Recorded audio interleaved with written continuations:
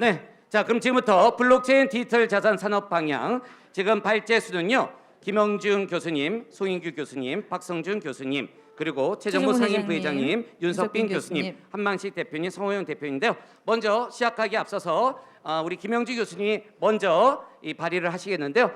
먼저 인사를 드리도록 하겠습니다. 우리 한국 핀테크학회장인 김영준 교수님께 박수 한번 보내주시기 바랍니다. 네. 자, 두 번째는 우리 송인규 교수님께 박수 한번 보내주시기 바랍니다. 다음은 세 번째입니다. 박성준 교수님께 박수 부탁드리도록 하겠습니다. 자, 네 번째는 아멕스 코리아의 최정무 상임 우리 부회장님, 회장님께 박수 부탁드리도록 하겠습니다. 자, 다섯 번째 한국 블록체인 학회의 윤석빈 사무국장님께 박수 한번 보내주시기 바랍니다. 다음은 다인타 홀딩스의 한만식 대표님께 박수 부탁드리겠습니다. 다음은 JMV의 성호영 대표님께 박수 부탁드리겠습니다. 감사합니다. 모든 또 기록을 우리 성호영 대표님이 남겨주실 겁니다. 자, 이제 마이크가 다 타실 때고요. 자, 우리 좀 물병은 여기 좀 열을 좀 맞춰주실까요? 물병을 오른쪽으로 놓도록 하겠습니다. 좋습니다. 해주시고 지금부터 촬영이 들어가면 우리 김영준 교수님이 인사 말씀과 함께 또 산업 발전 방향에서 첫 번째로 소개하도록 하겠습니다. 제가 시작합니다 하면 여기서 영상 촬영이 편집이 되기 때문에 큰 박수와 함께 이렇게 환호성도 해주시면 감사하겠습니다. 준비됐나요? 자, 그러면 2022년 세계 디지털 경제계를 선도할 대한민국 블록체인 산업계 전문가들의 업계 활성화 방안 모색을 위한 디지털 자산 블록체인 산업위원회 정책 토론회를 시작하겠습니다. 네, 큰 박수로 열어주시기 바라겠습니다. 첫 번째, 국민소득 5만 달러 시대를 향한 글로벌 디지털 자산 산업 선도 전략의 고려대 정보보호대학원의 우리 김형준 교수님의 지금부터 발의가 시작되겠습니다. 환영해 주십시오. 박수 부탁드립니다. 예, 앞에서 그 인사말을 하시면서 정대철 고문님께서 한국의 그 PPP가 일본을 앞섰다는 말씀을 하셨습니다. 여러분, 그 한국이 그 굉장히 선진국인데 한국 사람들은 여전히 한국이 그 후진국 아니면 중진국이기를 원하시는 분이 많으세요. 지금도 한국이 그 정도 수준이라고 생각하시는 분들이 많으신데 지금 블록체인 산업이나 이쪽을 보면 한국이 얼마든지 세계를 리드할 수가 있습니다. 여러분, 그 일본이 그 메이지 유신을 그 한 게 1800년대 그 메이지 유신을 하고 그때 50년간 일본 사람들이 열심히 노력을 해가지고 산업혁명을 그 1800년대에 완성을 했습니다. 그 힘으로 노일 전쟁도 하고 뭐 중국하고도 전쟁을 하고 미국하고도 전쟁을 하는 그런 나라가 됐거든요. 그런데 그런 나라보다 한국의 PPP가 더 그 높고 한국은 이미 1994년도에 김영삼 대통령이 정보통신부를 만들었습니다. 그런데 일본의 디지털청이라고 하는 것을 작년에 만들었습니다.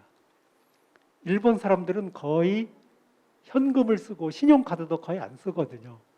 그래서 금융이나 이런 데서 보면 한국이 엄청난 선진국인데 아직도 우리가 그걸 인정을 잘 안 하고 있습니다. 그래서 우리가 이제 그 점을 기억을 하신다 그러면 오늘 제가 하고 싶은 그 이야기는 뭐냐면 지금까지 우리가 살아왔던 경제는 아날로그 경제였다는 겁니다.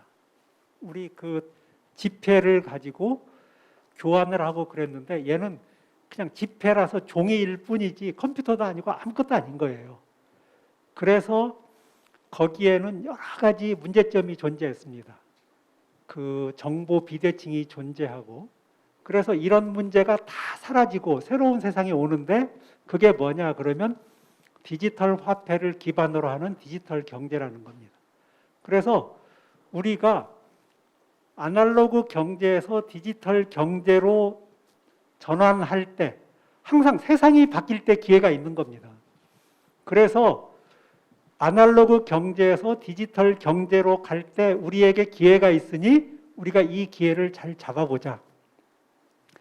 여러분 아시는 것처럼 우리가 산업화에 뒤졌다고 그래가지고 1990년대 무슨 캠페인을 했냐면 산업화에는 뒤졌으니 정부화에는 앞서가자는 캠페인을 했습니다. 그래서 세계 최고의 인터넷 강국이 되지 않았습니까? 그리고 제가 90년대 보면은 삼성전자가 세계 10등 안에도 들지 못하는 가전회사였거든요. 근데 아날로그 텔레비전에서 디지털 텔레비전으로 바꾸면서 삼성전자가 세계 최고의 가전회사가 됐습니다. 이렇게 세상이 바뀔 때 우리가 기회를 잡아야 된다. 우리가 그래서 이 아날로그 경제의 이 시기를 놓치면 안 된다 하는 거고요. 두 번째 뭐냐면 우리가 이 디지털 경제 시대를 맞이하면서 매년 10개 정도의 유니콘 기업을 만들어내야 된다는 겁니다. 2021년도에 한국의 유니콘 기업이 11개가 있습니다. 그 중에 업비트도 있고요. 두나무가 있고, 그 다음에 핀테크 회사 토스가 있고, 화장품 회사 LNP가 있고, 이런 회사들이 있는데 11개가 있습니다. 쿠팡은 유니콘 기업이었는데 작년에 상장을 했기 때문에 유니콘 기업에서 빠져나갔습니다. 유니콘 기업이라고 하는 것은 기업 가치가 1조 이상이 되고 그 다음에 창업한 지 10년이 안 되고 그 다음에 상장하지 않은 기업이거든요. 그러면 이 기업이 다음에 뭐가 되겠습니까? 다 나스닥에 올라간다는 건데 이런 기업이 1년에 한국에서 10개 이상씩 나오도록 해야 되겠다. 지금 여야 대선 후보의 공약이 비슷해지고 있습니다. 그 가운데 이재명 후보가 제안했던 게 그 트리플 5라고 그래가지고 세계 경제 5대 강국이 되자. 그 다음에 국민소득 5만 달러를 달성하자. 그리고 주가 5천을 달성하자 하는 게 그 공약인데 그 공약을 달성시키기 위해서 우리가 기존의 산업을 열심히 지원해가지고 되겠느냐? 그렇지 않다는 겁니다. 작년에 그 CB인사이트라고 하는 곳에 이렇게 올라가 있는 유니콘 기업이 936개가 있거든요. 그 중에 우리가 그 주목을 해야 될 게 핀테크 분야가 192개가 있습니다. 그 다음에 인터넷 기업이 160개 정도가 있고요. 그 다음에 또 그 하나가 이커머스 분야인데 그것도 이제 100개가 넘습니다. 이 전체를 합치면 유니콘 기업의 반절이에요. 무슨 얘기냐? 앞으로 다가올 세상은 이 산업이 주도를 한다는 겁니다.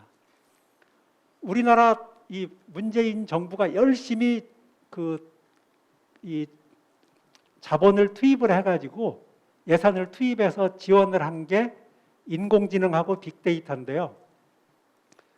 유니콘 기업의 전 세계 유니콘 기업 중에 인공지능 회사가 72개인가 있고 그 다음에 빅데이터의 회사가 36개인가 있습니다. 우리 정부가 열심히 지원을 한 곳에 한국에서는 유니콘 기업을 하나도 내지 못했는데 정부가 엄청나게 간섭하고 규제하고 이랬던 두나무나 토스 같은 것들은 정부의 지원 하나도 받지 않고 유니콘 기업이 됐다는 거예요. 자, 그러면 다음 세상에서 우리가 어디를 지원해야 우리가 정말 아까 얘기했던 3가지 목표를 달성할 수 있겠느냐.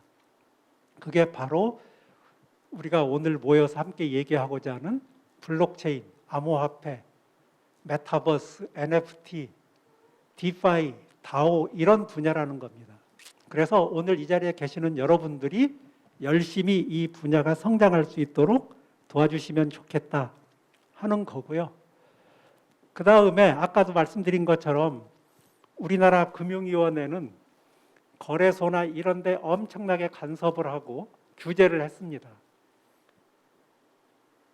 새로 떠오르는 NFT나 이런 쪽에서도 정부가 그렇게 간섭을 하게 되면 한국은 우리 구한말의 그 세국 정책처럼 우리가 이쪽에서 날개도 펴보지 못하고 무너질 거라는 겁니다. 그래서 저는 다음 정부에는 이렇게 새로 떠오르는 산업을 전담할 수 있는 장관급 부처가 필요하다. 예. 우리가 뭐 청이라든지 무슨 센터라든지 뭐 이런 것을 만들어 가지고서는 층층시야에서 위에서 다 우리 의견을 잘라버리기 때문에 정책을 제대로 펼 수가 없다. 그래서 우리가 그런 점에 좀 주안점을 두고 오늘 토론을 했으면 좋겠다. 원래는 제가요 그 발표 자료를 한 6장인가 7장 만들어서 다 읽으면 한 2시간 걸리거든요. 근데 그렇게 해가지고 오늘 토론을 할 수가 없어서 제가 요점만 말씀을 드렸습니다. 또 이제 여기 계시는 전문가들께서 뭐 제 의견이 잘못된 게 있으면 또 바로 잡아주실 거고 또 좋은 의견을 말씀해 주실 거라고 생각을 해서 이제 전문가들의 의견을 듣고 또 이 플로어에 계시는 분들이 하실 말씀이 있으시면 우리가 함께 경청하고 의견을 교환하도록 그렇게 하겠습니다. 자, 그러면 먼저 제 오른쪽에 계시는 송인규 교수님에게 마이크를 넘겨서 이제 더 세련되고 멋진 의견을 좀 듣도록 하겠습니다. 우리 시간 전략을 위해서 한 분당 한 5분 정도씩 이렇게 발언을 해주시면 좋겠습니다. 자, 부탁드립니다. 네, 안녕하세요. 고려대학교 송인규 교수입니다. 개인 겸임 교수는 월급을 많이 안 주기 때문에 다른 일을 해야 되고요. 그래서 저는 이제 인큐텍이라고 하는 디지털 자산과 관련된 회사의 대표이사를 같이 하고 있습니다. 오늘의 주제가 디지털 자산인데요. 그럼 왜 디지털일까라고 하는 거로 이제 시작을 해보겠는데요. 디지털이라고 하는 것이 갖는 아날로그에 비해서 매력이 있습니다. 디지털이라고 할 때 이를테면은 카피를 할 때 거의 재생산의 비용이 거의 없습니다. 그리고 운송 비용도 거의 없어요. 그리고 서치 비용, 이제 우리가 식당을 찾아다닌다라고 할 때 돌아다니면서 찾는다고 생각을 해보세요. 옷집을 찾는다고 할 때 굉장히 힘들고 번거롭잖아요. 근데 그 서치 비용도 지극히 낮아집니다. 그래서 이제 디지털이라고 하는 것이 아날로그에 비해서 갖는 매력이 굉장히 많아지는 겁니다. 그래서 이제 디지털 자산의 세상이 열리고 있는 겁니다. 작년까지는 우리가 가상 자산이라고 하는 이제 특검법에 이제 개정이 되면서 용어가 이제 가상 자산이라고 하는 굉장히 부정적인 용어가 선택이 됐잖아요. 유감스럽게도. 근데 이제 NFT나 메타버스 같은 것들이 뜨면서 이제 가상 자산이라는 용어를 쓰지 않고 디지털 자산이라고 하는 용어를 쓰기 시작했고, 그러면서 사람들이 그 전에 가상 자산이라고 할 때는 이게 뭐 자산도 아닌 게 자산이라고 하는 거야, 뭐 가짜가 진짜인 척 하는 거야, 뭐 왠지 그 전에는 사기라든지 이런 문제들도 많았었던 거였는데, 이제 디지털이라고 하는 앞서 말한 그냥 굉장히 좋은 이미지와 결합이 되면서 이제 사람들의 인식도 굉장히 좋아졌고, 그러면서 정치권이나 이런 데서도 굉장히 표를 의식한 부분도 있겠지만 좋은 그런 공약들이 지금 쏟아져 나오고 있습니다. 그래서 그러면 디지털 자산이 무엇이냐라고 하는 거에 대해서 제가 이제 앞단에서 말씀을 드리고 나서 뒷부분에 제가 이제 주장하는 바를 말씀드리고자 하는데요. 디지털 자산이라고 하는 거를 이렇게 연역적으로 정의를 내리고 이렇게 찾기는 좀 어렵기 때문에 제가 열거를 하면서 이제 말씀을 드리겠습니다. 전통적인 그런 가상 자산이 물론 디지털 자산입니다.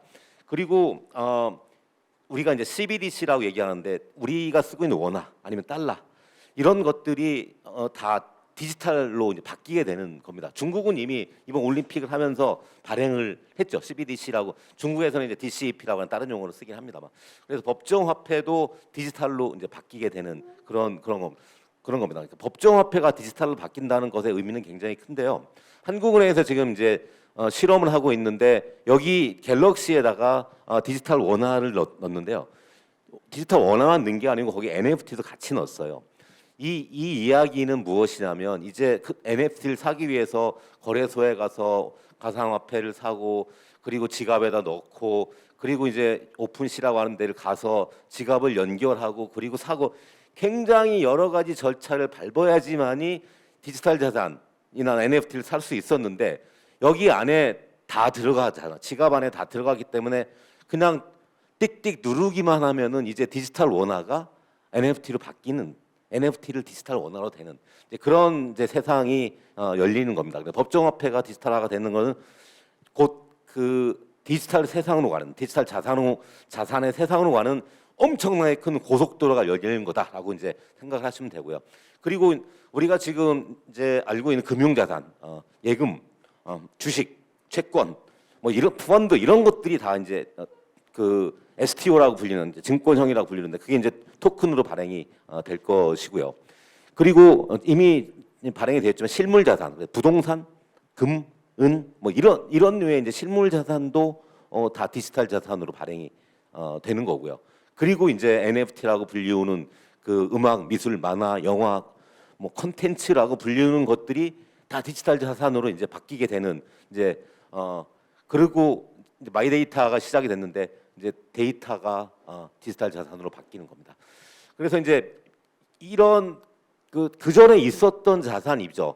가상 자산이라고 할 때는 정말 새로운 디지털 자산이 새로운 자산이었는데 지금 제가 예시로 들었던 거는 이전에 있었던 것이 디지털화가 됐는데 전혀 다른 성격의 자산이 되고 그리고 이 모든 것들이 이제는 아까 말한 것처럼 이 하나의 지갑에 들어와 가지고 경쟁을 하게 됩니다. 국가별로 다 시장이 달리 있었고 주식시장, 채권시장, 부동산 시장, 펀드 시장 다 이렇게 쪼개져 있었던 이런 무수히 많았던 시장이 다 여기 하나의 세상으로 들어오게 되는 그런 엄청난 일이 이제 벌어지기 하고 그러면서 모든 패러다임이 바뀝니다. 우선은 그러면서 새로운 비즈니스들이 생기기 시작해요. 이제 디지털 자산의 경우에 이제 등록이라고 하는 전에 없었던 등록이라고 하는 비즈니스를 말하자면 등기 비즈니스랑 비슷한 건데 뭐 이를테면 원본을 해줘야 되고 디지털 자산을 발행하기 전에 그리고 보관이라고 하는 이제 이전에 있었던 비즈니스가 이제 지갑이라든지 이런 특별한 이제 새로운 보안 기술이나 이런 거랑 결합이 돼가지고 보관이라고 하는 비즈니스가 있고 거래소가 이제 우리가 업비트나 이런 거래소들이 있는데 NFT가 생기면서 마켓플레이스라고 해가지고 수백 개의 다양한 그런 종류별로 시장들이 생겨나고 있습니다. 이게 거래의 시장인 거고요. 그리고 당연히 투자 시장도 있고 이제 보험의 시장도 이제 있습니다. 그래서 이것이 이제 마무리하라고 사방에서 그래서 이게 이제 디지털 자산에 이제 이런 것들이 새로운 자산이 생기고 새로운 비즈니스가 생겼는데 제가 이제 여기서 주장하고 싶은 거를 이제 1분 동안 줄여서 말씀드리겠습니다. 그래서 저는 우리나라를 전 세계 디지털 자산의 허브 국가로 만들자라고 하는 주장을 하고 싶고요.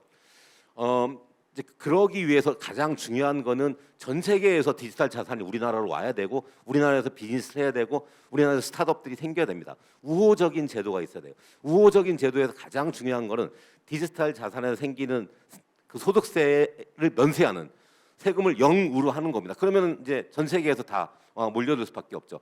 이미 홍콩이나 싱가포르 같은 경우는 주식 투자해가지고 세금 내지 않습니다. 상속세도 물론 없어요.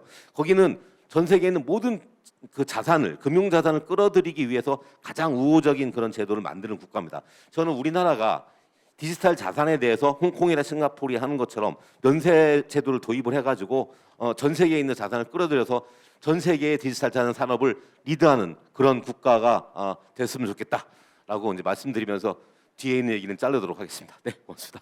예, 감사합니다. 다음에는 이왕에 뭐 그 오른쪽부터 시작을 했으니 윤석빈 교수님께 마이크를 넘기겠습니다. 예, 순서가 좀 바뀐 것 같긴 하네요. 예, 저 한국 블록체인 학회 윤석빈이라고 합니다. 예, 친한 사람들은 빈이라고 합니다. 예, 반응이 안 좋으시네요. 네.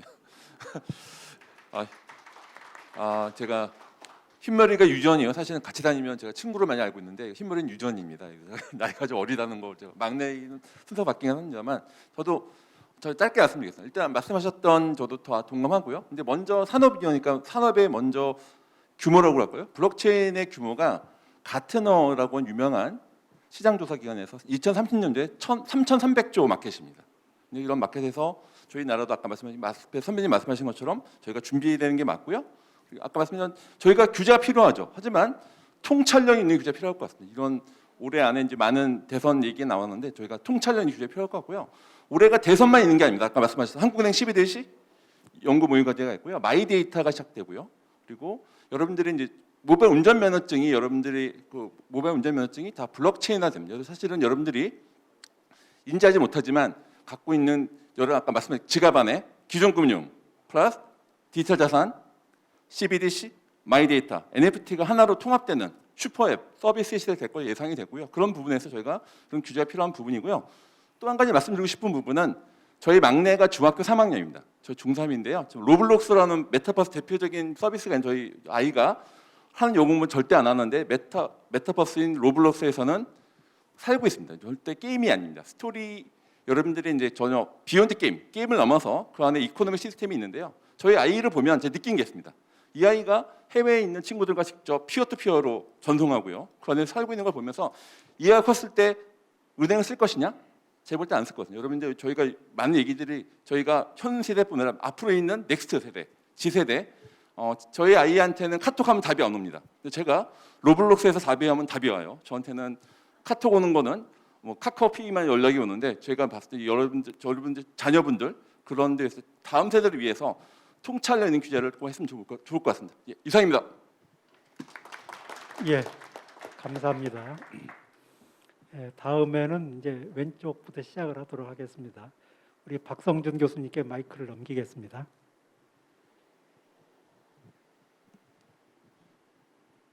예, 방송일입니다. 저는 간단하게 요점만 말씀드리도록 하겠습니다. 그동안 3년 동안 수없이 현재 정부한테 가상자산이라는 용어를 쓰든 디지털 자산이라는 용어를 쓰든 암호화폐라는 용어를 쓰든 활성화에 대한 얘기를 수없이 했고요. 너무 많이 해서 이제 지쳤습니다, 저는. 근데 오늘 이제 여기서 말씀드리고 싶은 거는 딱 세 가지입니다. 첫째가 기술로 바라보지 말아주세요. 지금 모든 분들이 여러 가지 세부적인 아이템을 얘기하고요. 대선 두 후보께서 키워드 형식의 어떤 키워드 형식의 그런 말씀을 많이 하세요. 뭐 투자자 보호하겠다, NFT 활성화시키겠다. 그러니까 본질을 잘 모르시는 것 같아요. 제가 볼 때는. 솔직히 말씀드리면 두 대선 후보가 과연 블록체인이라는 디지털 자산이라는 개념을 알고 계신가? 저는 솔직히 모른다고 생각하십니다. 저는 그게 문제라고 생각해요. 그래서 여기 계신 분들이 좀 더 이런 어떤 하나의 아이템 이걸 얘기를 하는 게 아니라 첫째가 블록체인이나 암호화폐 디지털 자산을 기술로 보지 마시고 이건 정책입니다. 과학기술 정책에 들어가야 되는 가장 큰 전략이기 때문에 이런 말씀을 좀 해주셨으면 해요. 첫 번째가 그거고요. 두 번째는 이제 공무원도 그렇고 정부도 그렇고 대선 주자분들도 그렇고 생각을 바꾸셔야 돼요. 왜 지금까지 우리나라가 못 살았을 때는 정부 주도형 경제개발 원칙이 맞았습니다. 근데 이제는 아니에요. 이제는 민간에 맡기셔야 됩니다. 시장주의 원칙에 의해서 민간 주도로 하셔야 돼요. 근데 지금도 내놓으시는 거 보면 자꾸 정부가 뭘 하시려고 해. 정부가 뭔가 관여하고 하실수록 시장은 망가집니다. 요게 제가 보는 두 번째 원칙입니다. 그리고 세 번째 가장 본질적인 게 과연 이 정부가 그리고 앞으로 들어설 정부가 암호화폐를 인정하겠느냐. 여러분들 오해하시고 속으시면 안 돼요. 지금 두 대선 후보께서 뭐 여러 가지 2030 표를 얻기 위해서 뭐 주식에 대한 과세를 연기하겠다, 과세를 정상식 얘기하죠. 저는 꼭 묻고 싶습니다. 암호화폐라는 거를 자산으로 인정하시는 건가? 인정하셔야지 그 다음에 뭘 얘기를 하실 거 아니에요. 그 인정해달라고 3년 동안 떠드는데도 불구하고 그 누구도 거기에 대한 답을 안 주십니다. 저는 정말 화납니다. 네. 이상입니다.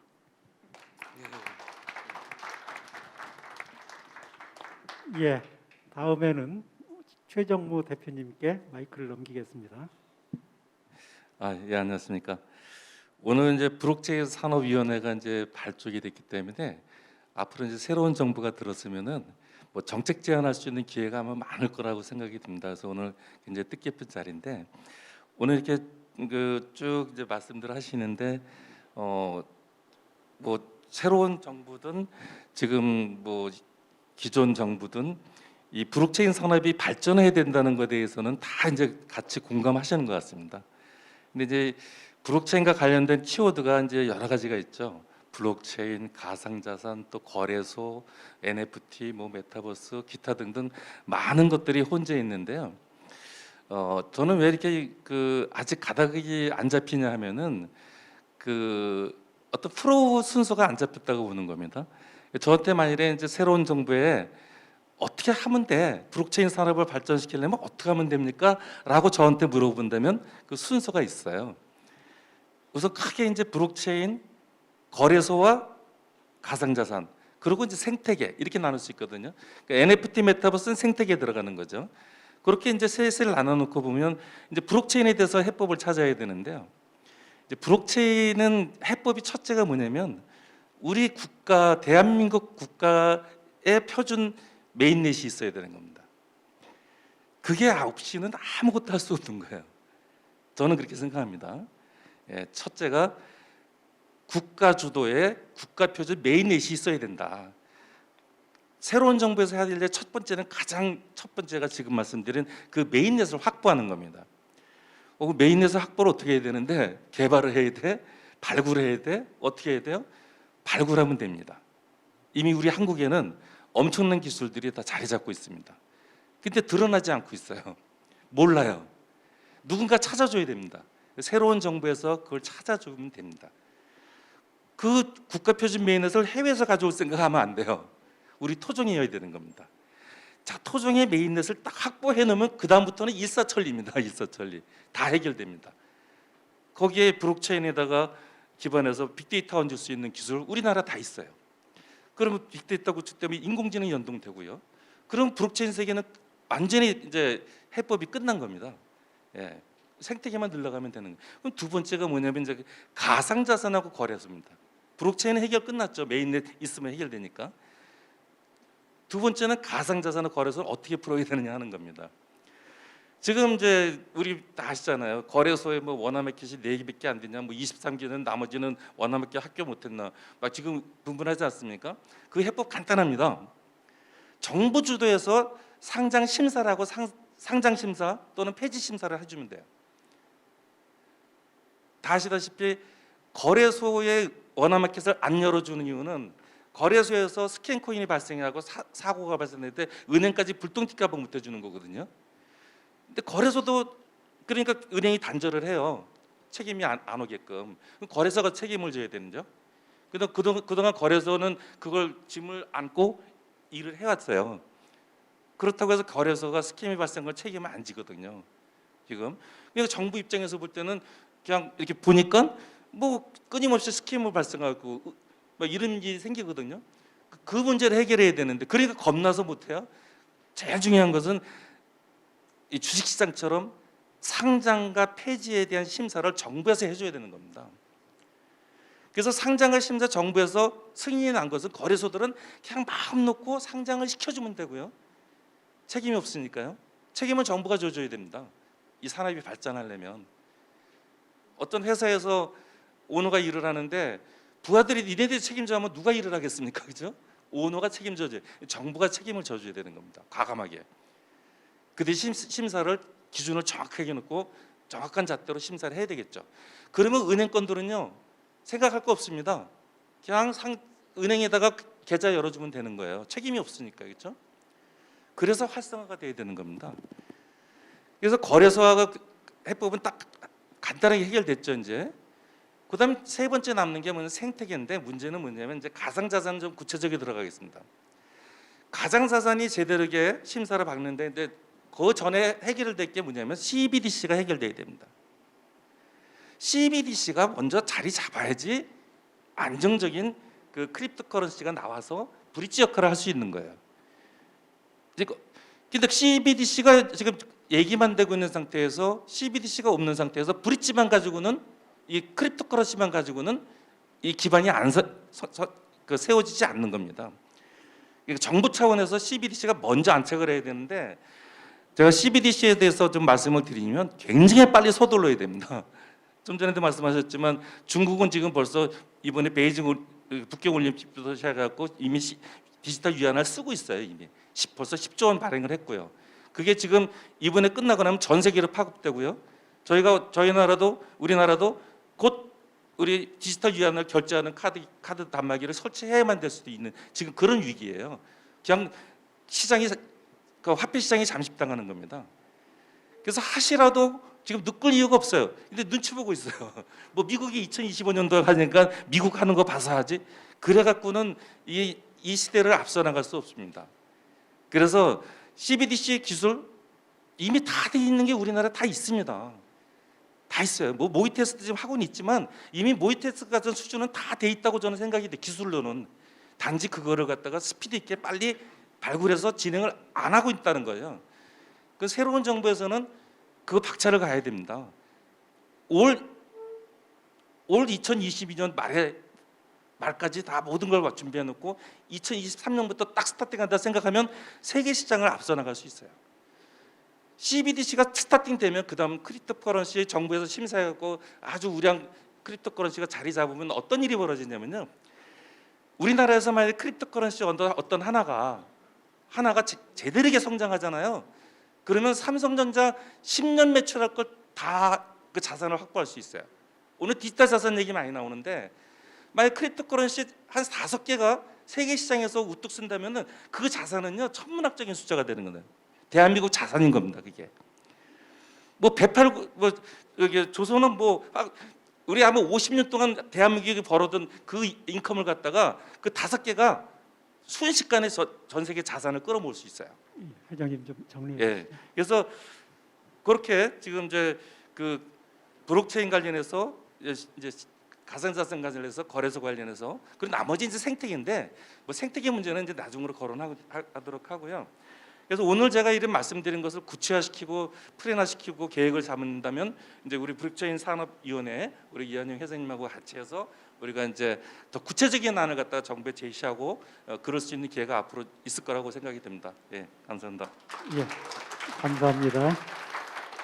다음에는 한만식 대표님께 마이크를 넘깁니다.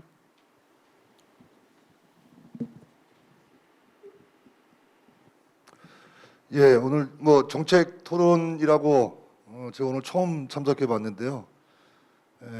저는 뭐 복잡한 거 싫고 오늘 뭐 여러 가지 교수님들 우리나라의 뭐 대표적인 교수님들이고 여러 기회를 통해서 많은 얘기들을 들었던 내용들이라고 저도 생각이 들고요. 많이 뭐 들어본 얘기들인데 정책 토론 이런 얘기를 하니까 뭔가 좀 바뀌고 새로운 야 저거 쌈박하다.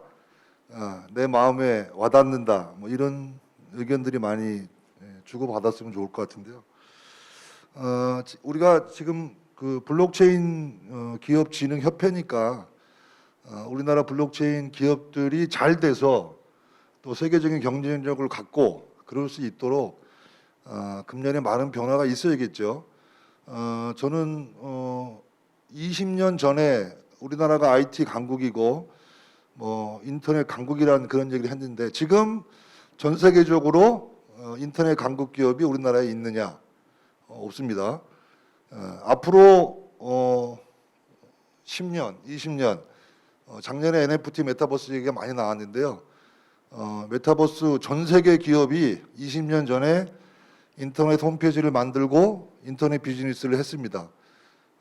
작년부터 특히 금년에 들어와서 NFT 메타버스를 통해서 온 세계 기업들이 메타버스 시장, 메타버스에 대한 진출을 하고 있는데요.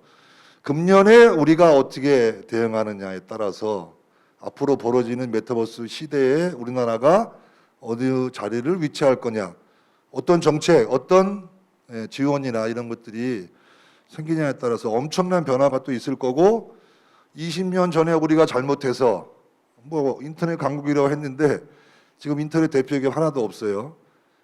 그런 실수를 또 할 것 같다라는 우려가 있는 게 좀 아쉬운데 우리 협회가 더 열심히 노력해서 많은 정책들이 실제 입안이 돼가지고 그게 나라 정치에 반영이 됐으면 좋겠습니다.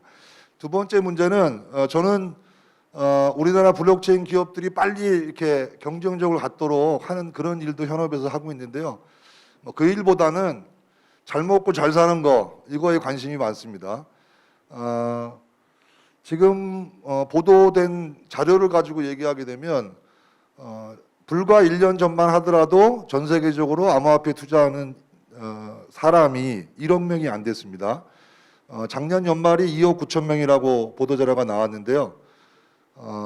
전 세계적으로 금년 말까지는 10억 명이 된다라고 합니다. 또 3배의 투자자가 늘어나는데요. 우리나라는 주식 투자하는 사람들이 5천만 명이죠. 거의 뭐 모든 사람들이 주식 투자를 하고 있습니다. 암호화폐에는 700만 명 정도가 투자한다라고 하는데 특히 2030, 또 서민층, 중산층, 돈이 없는 분들이 이쪽에 많이 뛰어들었죠. 근데 아시다시피 주식 투자, 암호화폐 투자해가지고 돈 번 사람은 1%도 안 됩니다. 왜 못 벌었을까? 저는 이번에 어떤 분이 대통령이 되느냐, 제가 한번 여쭤봤어요. 어떤 기준으로 뽑을 거냐? 뭘 해주는 사람한테, 돈 벌 수 있는 기회를 많이 열어주는 분한테 나는 뽑고 싶다, 이런 얘기를 제가 전해드렸는데요. 그런 측면에서 봤을 때 전 세계적으로 10억 명의 투자자가 지금부터 3배가 늘어난다고 하는데, 우리나라 지금 계좌 개설, 여러분들 은행 가서 암호화폐 투자하겠다고 은행 가서 계좌 개설하면 계좌 개설 안 해줍니다. 그거 왜 안 해주느냐? 그러면 뭐 은행에서 어쩌고 저쩌고 이런 얘기를 합니다. 법적으로는 해주는데 아무 문제가 없는데 현실적으로 안 해줘요. 그런 거 고쳐달라. 어쨌든 암호화폐를 투자할 수 있는 기회를 막지는 말라. 현실적으로 그런 얘기를 해드리고 싶고요. 많은 정책들을 보게 되면 은행 청년 2030들한테 어떤 정책이 있는지 제가 조사를 해봤는데 4년 동안 저축을 하는데 청년들 10만 원 내는데 국가에서 30만 원 지원해 주는 정책 혹시 아십니까? 그래서 2천만 원을 4년 만에 모으는 그런 적금이 있는데, 지금은 저금리 시대죠. 은행에 돈 맡겨가지고 목돈을 마련할 수가 없습니다. 그러면 어떤 방법으로 해야만 가장 빨리, 내 청년들한테 그런 얘기를 해봤어요. 대학생들이 많이 주식 투자를 하는데 암호화폐 투자도 많이 하고 있죠. 1,000만 원 가지고 투자했는데 다 잃었다, 신용불량자가 됐다, 이런 얘기를 하는데요. 대표님 좀 정리해 주시죠. 네네. 저는 그 조사를 해봤는데요. 은행에다가 50만 원씩 적금을 10년을 넣으면 1억 만드는데 20년이 걸립니다. 삼성전자 주식을 가지고 매월 10년을 넣게 되면 1억 4천이 돼요. 근데 비트코인은 4년 걸렸습니다. 4년. 근데 이런 투자의 기회를 왜 안 주느냐? 그래서 계좌 개설을 해줘라, 이런 얘기도 하고 싶고요. 모든 정책이 은행 적금의 우대금리나 이런 쪽으로 돼 있는 것들을 주식 장기 투자나 아니면 암호화폐 투자에 그런 정책을 넣었으면 좋겠다. 그런 얘기를 해드리고, 시간 관계가 좀 없어서 이 정도 말씀드리겠습니다. 예, 감사합니다. 자, 다음에는 성호영 대표님께 마이크를 넘깁니다. 네, 그 JMV 대표 성호영이고요.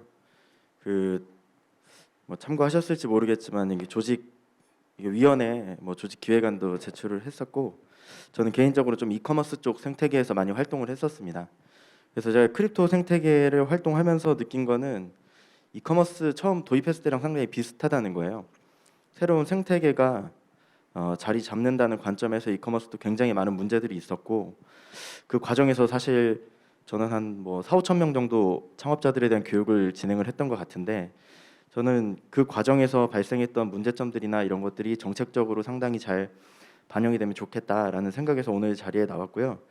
이게 어떤 식으로 정리가 돼서 반영이 되는지는 모르겠지만 이게 정부 관련 행사고 어떻게 보면 사기업 행사가 아니니까 정책적인 제안만 조금 드리려고 합니다. 일단은 관점에 대해서 조금 공유가 필요할 것 같아요. 저는 블록체인이 지금 기술이나 어떤 새로운 것들로 많이 포인트가 맞춰져 있지만, 그것보다는 어떻게 기존 생태계에서 녹여낼 것이냐를 생각하는 게 훨씬 더 중요하다고 생각합니다. 블록체인이라는 건 수단이고 도구거든요. 그걸 통해서 투자를 한다거나 어떤 기술적인 개발도 충분히 할 수 있지만, 시장 자체가 커지려면 기존 생태계랑 어떻게 융합을 시킬지가 훨씬 더 중요하다고 생각하고, 그 블록체인하고 NFT, 메타버스 시장은 저는 사회적으로는 이런 관점에서 보셨으면 좋겠어요. 어떤 기존에 있지 않던 중앙화되어 있지 않은 방식으로 이제 개인의 아이덴티티를 서로 요구하고 정의해야 되거든요. 그리고 어떤 가치를 담아내는 수단으로서 쓰입니다. 어떻게 보면 새로운 생태계랑 작은 사회가 굉장히 많이 발생하는 거죠. 나라나 우리가 흔히 너 어느 학교 출신이야라는 걸로 신분을 증명하던 사회가 없어지는 거예요. 어떻게 보면 지금 NFT 시장의 커뮤니티나 어떤 DID 시장도 그 맥락에서 이해를 하시면 좋을 것 같은데, 이 과정에서 우리가 어떻게 이 사회에서 이러한 가치와 방향을 정해야 할지가 상당히 중요한 분기점에 있다라고 생각을 하고요. 그 관점에서 제가 정책적으로 제안드릴 건 한 3가지 정도로 정리를 하려고 하는데, 첫 번째는 여기 계신 분들도 당연히 다 마찬가지고 위원회나 정책적인 부분에 대해서 제안하시는 분들은 대부분 공급자들에게 좀 초점이 맞춰져 있을 수밖에 없습니다. 어떻게 보면 서비스를 만들어서 제공하는 분들이죠. 근데 시장이 커지려면 저는 수요 시장이 확대되지 않으면 안 된다고 생각을 해요. 그래서 혁신의 선봉에 있는 분들이 다양한 요구를 하겠지만 대부분 기업으로서 본인들의 이익하고 무관할 수 없잖아요.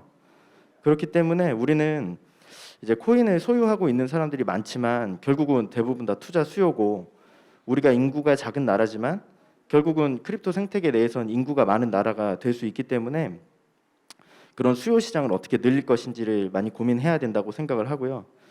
뭐 비교를 하자면 이렇게 이해를 해볼 수 있겠죠. 온라인 쇼핑몰이 생겨봤자 쓸 줄 아는 사람들이 없으면 시장은 커질 수가 없고요. 키오스크가 백날 개발돼 봤자 키오스크를 할 줄 모르는 분들만 있으면 키오스크 시장은 클 수가 없습니다. 그래서 정부가 해야 될 일은 어떤 공급자들에 대한 제약이나 어떤 뭐 지원도 중요하지만 그것보다는 수요 시장을 어떻게 확장시킬 것이냐, 그런 관점에서 접근을 해주시면 상당히 좋을 것 같다라는 거고요.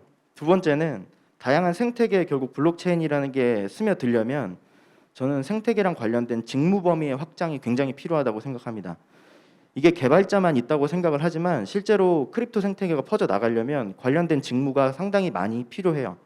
특히 지금의 크립토 서비스들이 퍼져나가지 못하는 가장 큰 이유는 이 UX 관점에서의 직무가 전혀 전무하다는 거예요. 크립토를 이해하면서 디자인을 하는 사람이 없고 크립토를 이해하면서 서비스를 하는 사람들이 없으니까 크립토가 일반인들에게 접근하기가 상당히 어려워지는 거죠. 그래서 그런 부분에 대해서도 정부에서 상당히 신경을 써야 될 문제라고 생각하고, 지금 디즈니 같은 초국가 기업에서 다들 관련 인재들을 뽑고 있거든요. 우리가 정말 발빠르게 나가면 개발자들만 해외로 진출하는 게 아니라 다양한 영역에서 다양한 인재들이 해외로 나갈 수 있고 고용 문제도 굉장히 크게 해결할 수 있을 것 같다라는 거고요. 이제 마지막은 제가 좀 이커머스 시장에서 소상공인 분들하고 교육을 많이 하다 보니까 소상공인 분들이 사실 크립토 시장에 대해서 어떤 사업을 제안을 한다거나 진행을 할 때는 유리천장이 상당히 많이 있습니다. 그래서 그런 유리천장을 좀 제거할 필요가 있다라고 생각이 들고, 이커머스 시장이 처음 나왔을 때도 대부분 플랫폼 위주로 사업을 하려고 했어요. 우리가 소셜 커머스나 오픈마켓을 많이 생각을 하시면 될 텐데 살아남은 회사는 2-3개밖에 없습니다. 거의 대기업 위주로밖에 살아남을 수가 없어요. 그리고 그들이 고용을 많이 창출하냐고 물어보면 그렇지도 않았습니다. 오히려 고용이 많이 창출되고 어떤 생태계에서 많은 사람들이 들어올 수 있었던 건 그 안에서 생태계를 구성하는 셀러들이었어요. 판매자들인 거죠. 요즘은 나 스마트 스토어 하고 있어, 판매자 하고 있어 라고 자기 직업을 소개하는 사람 굉장히 많잖아요. 그게 사실 진정한 사회적 가치라고 생각하고, 정부에서 해야 될 것들은 결국은 이런 플랫폼을 개발하는 것 떠나서 플랫폼에 들어올 수 있게끔 교두보를 역할을 해줘야 된다. 그게 뭐 공급자적인 관점에서도 그들의 서비스가 커나가는데 직접적인 돈을 지원해 주는 것보다 훨씬 더 크다. 저는 이제 네이버나 카페24 같은 큰 기업 관련된 강의도 많이 해봤는데 그게 상당히 도움이 많이 된다라고 말씀드리고 싶고, 그리고 또 엄청 실무적으로 마지막으로만 좀 말씀드릴 게 많아가지고 좀 길어지는 것 같긴 한데 정리드리면, 좀 법률적인 검토나 세무 회계적인 처리에 대한 리스크나 비용이 너무 많아요. 이게 작은 회사들 입장에서 어떻게 뭐 할 수가 없습니다. 그래서 저도 사업 제안이나 컨설팅을 할 때 이거 리걸 이슈가 있으니까 하지 마세요라고 이야기를 할 수밖에 없어요. 이런 부분은 형평성의 문제에 굉장히 어긋난다고 생각해요. 크고 돈 많은 뭐 법무법인을 쓰는 또는 변호사를 쓰는 사람만 어떤 이 회색지대에서의 사업을 진행할 수 있는 상황이기 때문에 그런 부분에 대해서는 좀 공적인 차원에서의 지원이 필요하지 않을까라는 생각이 있고, 허가 및 인증 관련해가지고도 지금 너무 대기업 위주로 편중되어 있다라고 저는 생각하거든요. 특히 뭐 거래소 같은 경우가 대표적이죠. 거의 은행들이 장악을 하고 있는 거나 마찬가지잖아요, 지금. 그래서 이런 부분에 대해서도 어떤 상생을 할 수 있는 방식들을 하나씩 두 개씩 좀 같이 넣어줬으면 좋겠다라는 생각입니다. 뭐 저는 정책 전문가가 아니지만 제가 그냥 실무를 보면서 느꼈던 부분 간단하게 말씀드렸습니다. 감사합니다. 네. 예, 감사합니다. 저희가 짧은 시간에 시간 제약이 있었지만 아주 넓은 스펙트럼 속에서 다양한 제안을 해주셔서 감사합니다.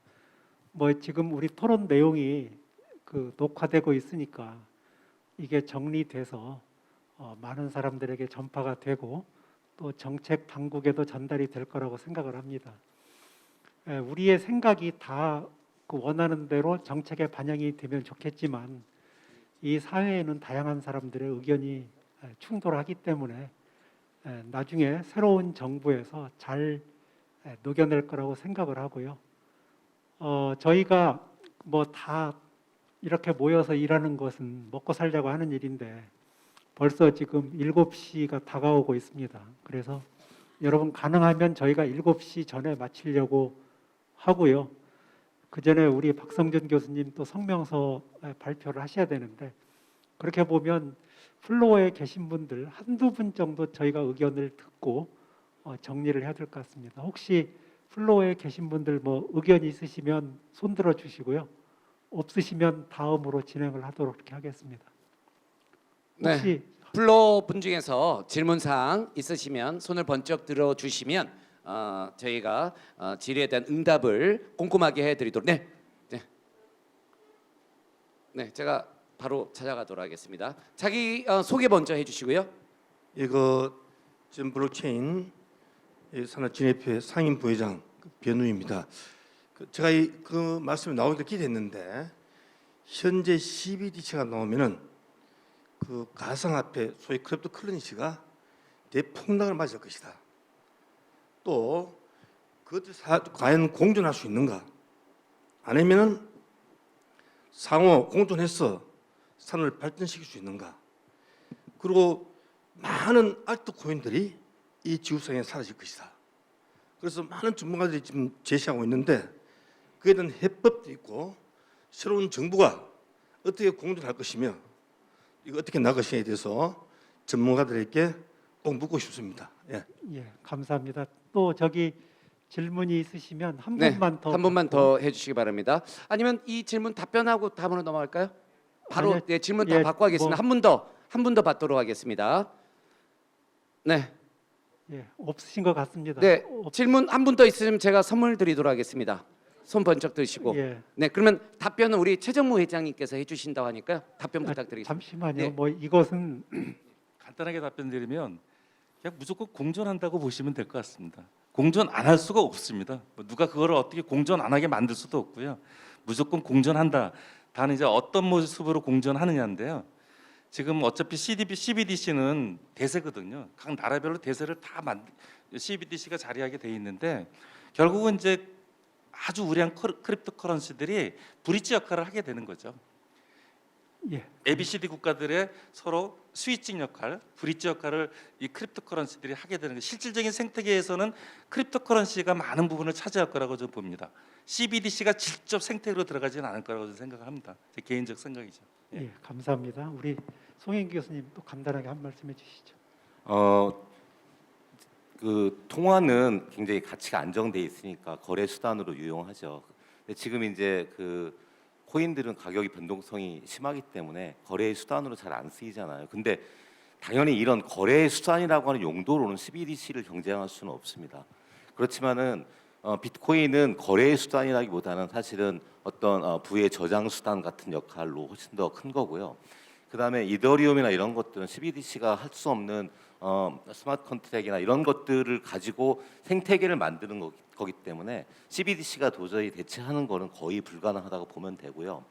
나머지 대부분의 코인들은 유틸리티 같은 성격들입니다. 그러니까 내가 갖고 있는 내 생태계에서 내 코인들을 쓰게 하는 거거든요. 그건 지금 돈이 있어도 지금도 마일리지 멤버십 다 있는 거나 마찬가지입니다.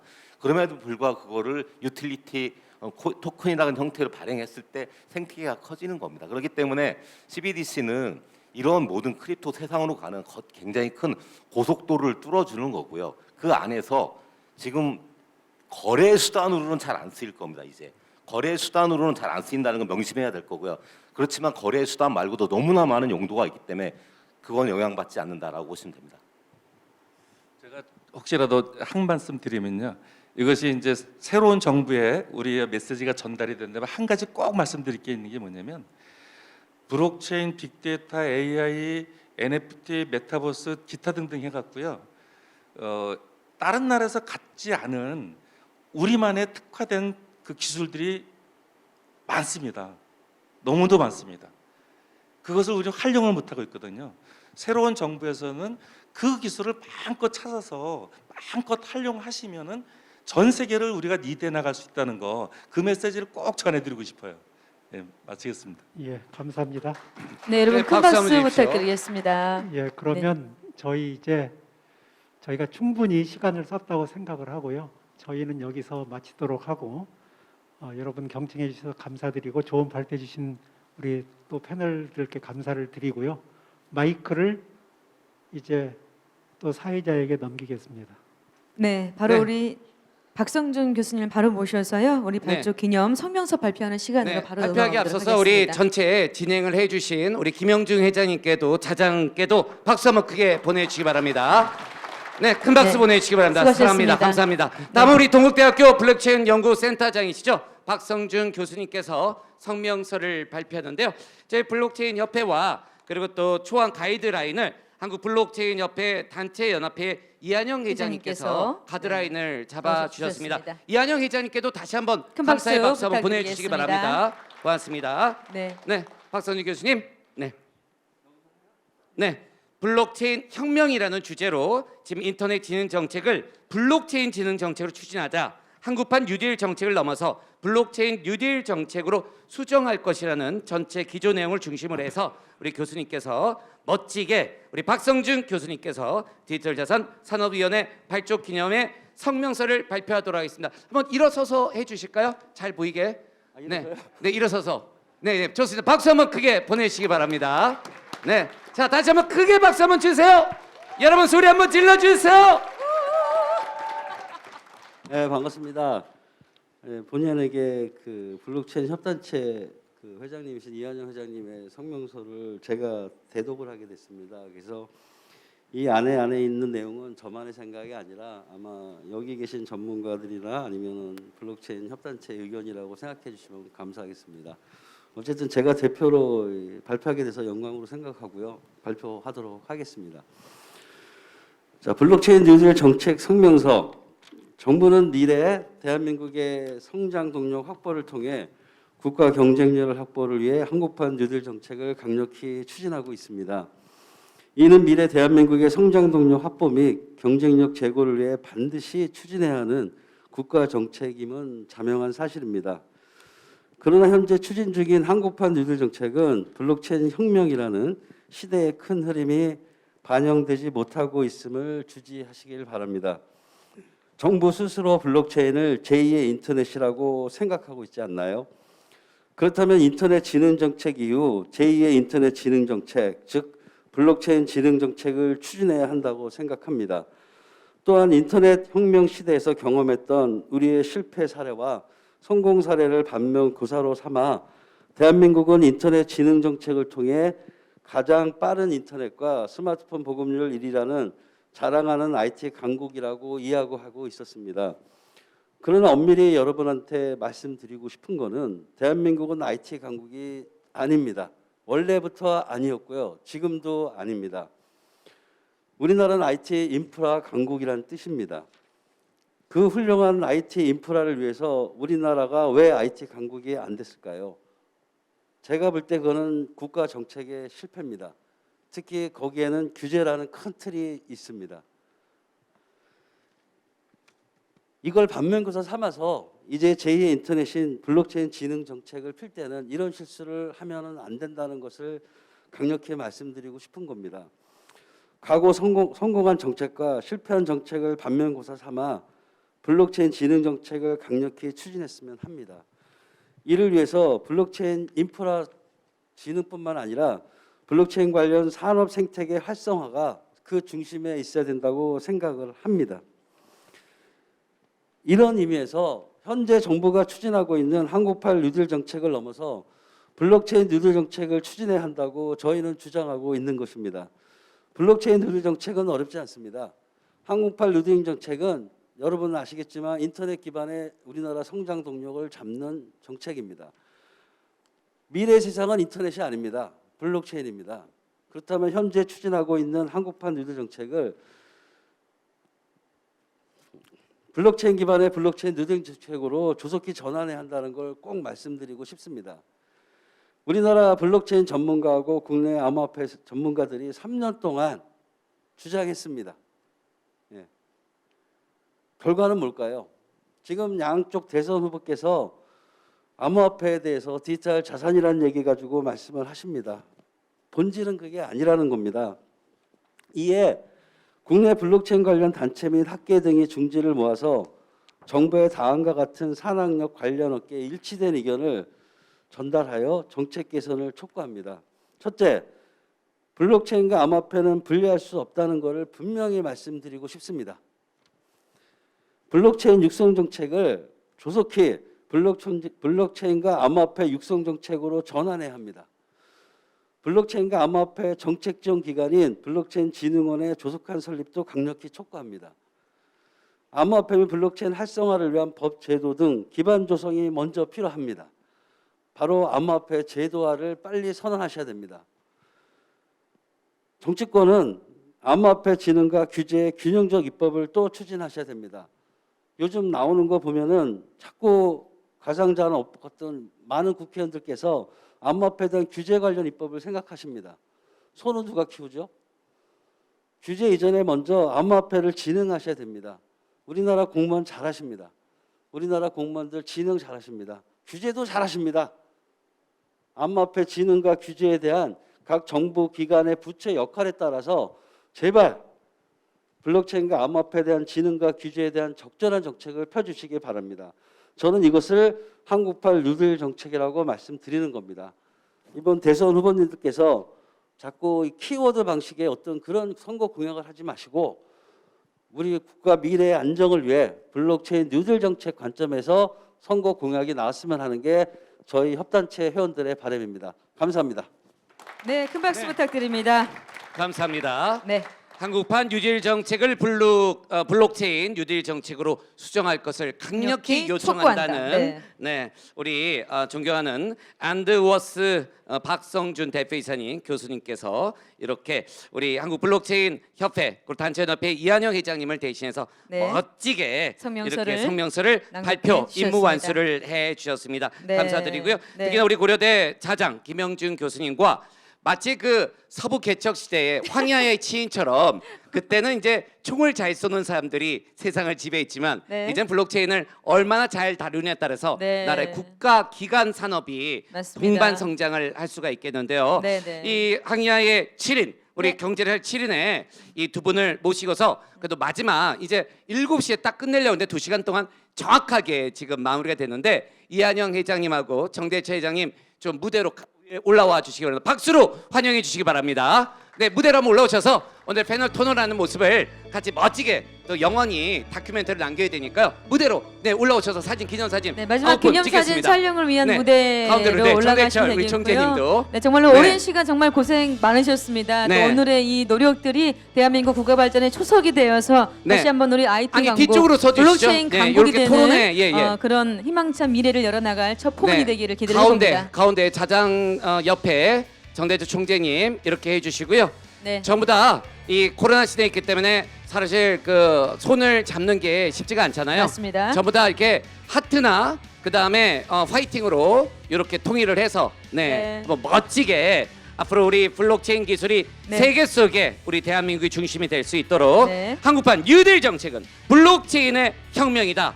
저는요 올 한 해가 블로 시작됩니다. 왜냐고요? 블록체인 그리고 블랙 타이거 네. 그리고 블루 오션 맞습니다. 여러분들이 블링블링 하지 않습니까? 네. 네. 자, 화이팅을 한번 한번 화이팅 한번 해보겠습니다. 해볼까요? 하나, 둘, 셋. 화이팅! 화이팅! 여러분 큰 박수 부탁드리겠습니다. 자, 이제 마이크는 이한영 회장님께 한번 잡아주시고요. 대회에서는 그 자리에 서서 네. 하도록 하겠는데요. 우리 이재영 아나운서도 무대 가운데 한번 올라가시기 바랍니다. 그럴까요?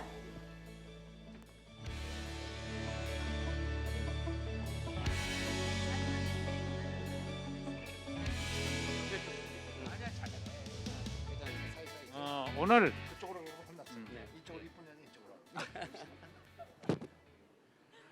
오늘 우리 산업위원회가 이렇게 열정적으로 우리 저 포럼을 통해서 좋은 얘기들이 많이 나왔고 이게 새로운 정부가 들었으면 이런 좋은 패널들의 얘기를 다 귀담아서 들을 수 있도록 저희 협회는 최선을 다해서 노력하겠습니다. 오늘 끝까지 여러분들 자리를 지켜주신 여러분들에게 진심으로 감사의 말씀을 올립니다. 감사합니다.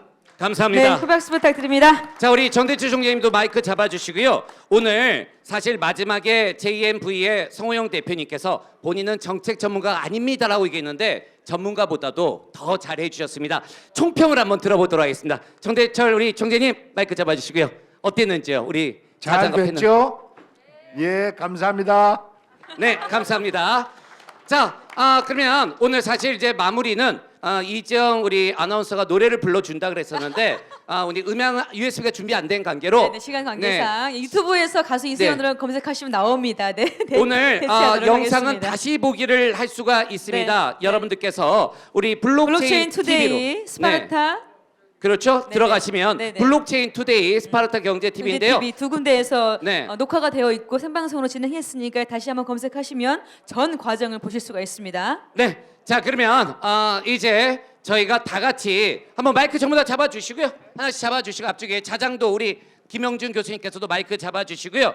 제가 국민소득 5만 달러 시대를 위한 그러면 블록체인 산업위원회 정책 토론회를 마치겠습니다. 이렇게 외쳐주시면 되겠습니다. 네. 이민년 새해 복 많이 받으시고 저희 우리 대한민국의 블록체인을 선도하는 우리 이한영 회장님과 함께 앞으로도 한국 블록체인 기업진흥협회의 정대주 총재님과 함께 열심히 우리 블록체인 기술이 세계 정상으로 IT, 스마트 기술, 그리고 메타버스, NFT의 강국이 될 수 있도록 최선의 노력을 다하도록 하겠습니다. 네, 코리아 화이팅으로 끝내죠. 우리가 코리아 코리아 화이팅. 하면은 화이팅 네. 같이 하시는 걸로 끝내도록 하겠습니다. 자, 코리아 화이팅! 네, 감사합니다. 수고하셨습니다. 감사합니다. 네. 이렇게 공식적인 사례를 여러분 마치도록 오랫동안 하겠습니다. 수고 많으셨습니다. 블록체인 산업위원회 정책 토론회를 모두 마치도록 하겠습니다. 지금까지 심소원이었고요. 이지영 아나운서였습니다. 감사합니다.